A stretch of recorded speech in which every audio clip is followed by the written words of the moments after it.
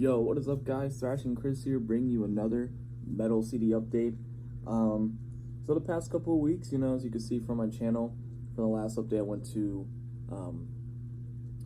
some shows and stuff like that. Saw Legion play at the venue I always go to, and that show brought a lot of and introduced me to a new band. So it's gonna segue into the first CD I'm gonna show off. And this band, this is their debut album. I got to talk to the bass player from the band, and because this band was really, really good, great stage presence, great everything, and it was kind of surprising to hear this music, because they were the opening band, like they were like the very first band to play and stuff like that, and it was just kind of like, man, I haven't. I listened to them on Spotify. I thought, wow, this band's pretty good. I'm pretty sure that they have other albums that we just don't know about. But I talked to the band, and they said this is their first album, and honestly, it blew me away. I thought the album was fantastic. The songwriting was also like the storytelling behind the songs are really great. A lot of it's video game lyrics, which I play a lot of video games, so it really clicked with me, and I was like, man, this is freaking awesome. So this is a speed metal band, and they're called Paladin, and this is their debut album, Ascension. Beautiful artwork, amazing artwork. Actually, I really like it, and I really love the CD case, the jewel case and stuff. Really well made. Feels a lot thicker, like a lot more protection. If you dropped it, you don't have to worry about anything. But it's really nice. They're on the Prosthetic Records. I'm pretty sure I've heard of that record company before. I'm not sure though. But this is their new album, Ascension. Definitely go check it out. To me, it's one of the top 10 albums to come out this year. Really solid stuff. So next up is also another new release that's come out this year, and actually quite recently. This is a band I've shown off before. I love their music. I love their work. And this is their new EP that they released, and this is called Legions of the Undead by Exmortus. Once again, Exmortus doing Exmortus things, shredding it up. I just gotta say, the artwork on this is really great. I'm going to be going to their show on December 8th at the Shovelhead when they open for Death Angel. And if I see this on vinyl, I'm definitely going to pick it up because, I know it's just an EP, but man, that artwork right there is, I don't know, I really love it. It's really cool. It shows like a king, undead king with his army. To me, it's just really cool looking. And then, it's a digipack. Right here. Once again, the CD looks pretty cool, and then they have more artwork right here. So that's Exmortus' new EP, Legions of the Undead, and I just gotta say, great stuff. They kind of go for more of a horror theme, like movie style. Like they have like the Psycho theme song on here, and Beetlejuice. Really great stuff. Once again, by Exmortus. Seems like they can do no wrong. Freaking, what's his name? I keep forgetting it. Jadran. His guitar work is just phenomenal. This really is. So next one is once again another new release that's come out this year. Once again, a little bit recent as well. And this is from a group. It's one of my top 5 favorite bands of all time. I don't know how much more I can praise them. This band's great. And this is Opeth's new song, Incata Vernum. What can you say about Opeth, man? I gotta say, I haven't really been a big fan of their transition from the death metal sound, or more of the progressive death metal sound, and they just kind of went full prog rock. I know Pale Communion and Heritage, those are 2 albums I just never really liked. Yeah, for sure it had great work in it, like great songwriting and stuff, but it wasn't Opeth, and I just didn't really enjoy it. And to me, I think it's just because they were transitioning into like this prog rock phase that they still haven't really found production and then the songwriting. They haven't connected at all yet. And then Sorceress came out, and I figured, I thought, Sorceress was a pretty good album, actually. I thought the songwriting in that was actually really good, but the production is what kind of made me go, But finally, with this album right here, they got the production right, and they got the songwriting right. Like, this album right here is just nothing short of spectacular. It's definitely an album that you have to sit down and listen 3 or 4 times, because there's just a lot in there. The songwriting is just phenomenal. So it gives you 2 different discs here. One's going to be the English version of the album, and I believe the other one is the Swedish. I'm thinking this is the English, or this is the Swedish version of the album. Really, really, really, great stuff. Mikael Åkerfeldt, man, y'all know I praise that guy like he's a god, basically. And the songwriting that he does in this is just phenomenal, all from start to finish. I'm actually going to be seeing Opeth live next year in February twice.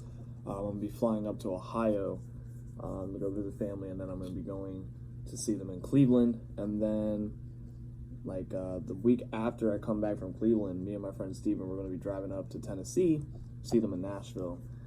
So 2020 is already shaping up to be a great year for shows, and seeing a bucket list band that I've always wanted to see is going to make that year even better. So this is the Opeth's new album, In Cavernarum, probably the hardest album name to say on their catalog, but it's still great. Next up, I got a classic here. This is probably one of my favorite albums by this group, Black Sabbath, Heaven and Hell. I mean, what to say about this album, man? I mean, this is when Ronnie James Dio was in the band, and I just gotta say, this is one of Black Sabbath's best work. They don't have Ozzy in it anymore, and some Black Sabbath purists would be like, you know what, it isn't Black Sabbath without Ozzy. You know what, I don't think that's true. You put Ronnie James Dio in Black Sabbath, and this is what you get. You get Heaven and Hell, and this to me is probably top 3 albums for Black Sabbath. It's such a great record, from everything, Children of the Sea, Heaven and Hell, Wishing Well, those songs, man, it's classic right here. Found this in the U section, actually, at the Park Ave, as you can see from the little sticker. Really nice to find that. This is kind of like a little grail for me, because I've been wanting this album for a while, always had to listen to it on Spotify, and finally found it, and been playing it a lot in my car recently. So next up, this is a death metal album, death metal group that I've actually been starting to get into recently, and that is Bloodbath, The Fathomless Mastery. And I gotta say, man, you want to talk about brutal. This is a death metal album. So I've always had mixed feelings when it came to death metal. Seems like there's a lot of trash death metal bands out there, but when there's a band that could do death metal right, you're definitely gonna want to listen. You're definitely gonna want to pick up their albums. And we were just talking about Opeth a little while ago. Mikael Åkerfeldt is actually the lead singer in this Bloodbath record, and also a couple of others. And I just gotta say, hearing his growls in pure death metal form is just amazing. It does a lot of work for this album. I'm pretty sure this is kind of like a super group too. Let's see if it says it. No, it doesn't say it inside here, but I'm pretty sure Cataclysm's guitarist is in here. I'm trying to think of the other people who are in the band. Can't think of it right now. But this is kind of like a super group that came together and formed an amazing death metal band known as Bloodbath. If you haven't checked these guys out, go ahead. I'm pretty sure you guys have. This is death metal at its finest, in my opinion. I have another CD by this band coming in, so next CD update, you'll be seeing more of these fellas. So last for the CDs, this is a grail, for sure. This band is, I'm pretty sure we all heard of this band.